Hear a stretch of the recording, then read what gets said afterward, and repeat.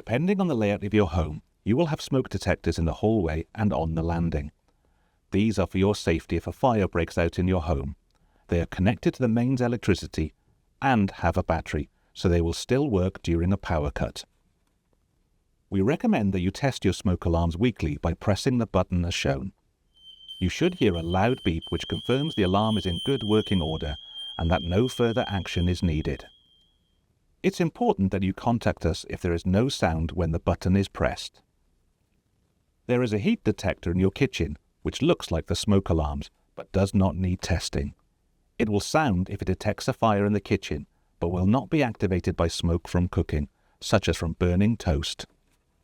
If you live in a property with a gas supply, you will also have a carbon monoxide alarm fitted near your boiler.